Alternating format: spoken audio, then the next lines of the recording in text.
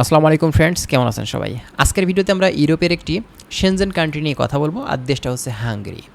তো এই হাঙ্গেরি দেশটিতে বর্তমান সময়ে এখনও অনেকেই আছেন যারা কিন্তু নতুন করে ফাইল সাবমিট করতে চান। যদিও এখন বর্তমানে অ্যাপয়েন্টমেন্টের সমস্যা আমরা যতটুকু দেখতে পাচ্ছি, তবে হয়তো খুব শীঘ্রই আশা করা যাচ্ছে এর সমস্যার সমাধান ইনশাল্লাহ হয়তো হয়ে যাবে। ঠিক আছে, তো কথা হচ্ছে আজকে আমরা অন্যান্য বিষয়গুলো নিয়ে কথা বলবো না। আজকে আমরা কথা বলবো হাঙ্গেরিতে ঢুকতে গেলে একজন বাংলাদেশি ওয়ার্কারের কেমন টাকা খরচ লেগে থাকে, বর্তমান সময়ে হাঙ্গেরির জন্য ফাইল দিলে আপনাদের কেমন খরচ লাগবে, খরচ সম্পর্কে কিছু তথ্য আপনাদেরকে দেবো। যারা হাঙ্গেরি সম্পর্কে বিভিন্ন ধরনের ইনফরমেশন জানতে চান, প্রতিনিয়ত আপডেট, নতুন নতুন আপডেটগুলো পেতে চান, অবশ্যই আমাদের চ্যানেলটি সাবস্ক্রাইব করে রাখবেন। তো কথা হচ্ছে হাঙ্গেরি দেশটাতে আপনি যদি যেতে চান, যেহেতু দেশটা শেনজেনের আওতাধীন, এই দেশটা কিন্তু ফুল এখন শেনজেনের আওতায়। এই দেশটাতে ঢুকতে পারলে আপনি বাকি আরও যে শেনজেন কান্ট্রিগুলো আছে অনায়াসে কিন্তু টিআরসি দিয়ে মুভ করতে পারবেন, ঘুরতে পারবেন, দেখতে পারবেন, কোনো ভিসা আপনার প্রয়োজন হবে না। তবে দেখুন, বর্তমান সময়ে এখন হাঙ্গেরিতে ঢুকতে গেলে কিন্তু আপনাদেরকে বেশ ভালো কাঠখড় পোড়ানো লাগবে এবং আপনার খরচটাও কিন্তু বেশি লাগবে। তো খরচের কথা যেহেতু বললাম, তো খরচটা মূলত নির্ভর করে থাকে আপনার মাধ্যমের উপরে।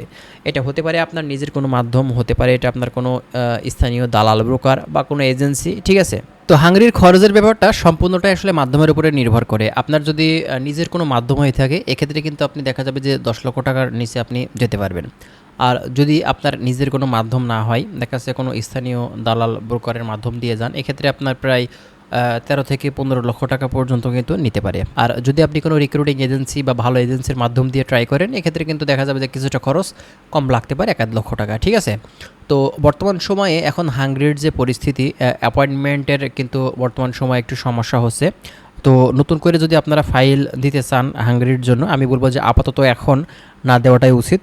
আপনারা কিছুদিন ওয়েট করতে পারেন যদি আপনার একান্তই হাঙ্গেরিতে যাওয়ার ইচ্ছা থেকে থাকে। ঠিক আছে, হাঙ্গেরি দেশ ভালো, আপনি এখানে গেলে কিন্তু ভালো অ্যামাউন্টের স্যালারি প্রতি মাসে পাবেন এবং হাঙ্গেরি থেকে অন্যান্য শেনজেন কান্ট্রিগুলোতেও কিন্তু আপনি মুভ করতে পারবেন। তবে বর্তমান সময়ের জন্য হাঙ্গেরির পরিস্থিতি কিন্তু খুবই মানে শোচনীয় বলবো, কারণ অনেকেই কিন্তু ঝুলে আছে হাঙ্গেরিতে যাওয়ার জন্য। দীর্ঘদিন অপেক্ষা করার পরেও কিন্তু তারা যেতে পারছে না। আর নতুন করে ফাইল দিলে কিন্তু আপনাদের অনেক দিন সময় লাগবে, এটা কিন্তু আপনি শিওর থাকতে পারেন। হ্যাঁ, আপনার ওয়ার্ক পারমিট ইস্যু হবে, এটা সমস্যা নেই, আপনার ওয়ার্ক পারমিট আসবে, সব কিছুই ঠিক আছে, কিন্তু আপনার ভিসাটা করতে কিন্তু অনেক সময় লেগে যাবে। এ কারণেই যারা নতুন করে হাঙ্গেরির জন্য ফাইল সাবমিট করতে চাচ্ছেন বা চাইছেন, তো আমি বলবো যে ভাই এখন আপাতত না দেওয়াটাই মনে হয় সবথেকে বেটার হয়। তারপরেও এটা আপনার ব্যক্তিগত ব্যাপার, আপনার ফ্যামিলিগত ব্যাপার, আপনারা কথাবার্তা বলে সার্বিক দিক বিবেচনা করে সব দিকে সঠিক তথ্য নিয়ে তারপরে আপনারা ফাইল দিবেন। যাই হোক, ভালো থাকবেন। আজকের ভিডিও এখানেই শেষ করছি।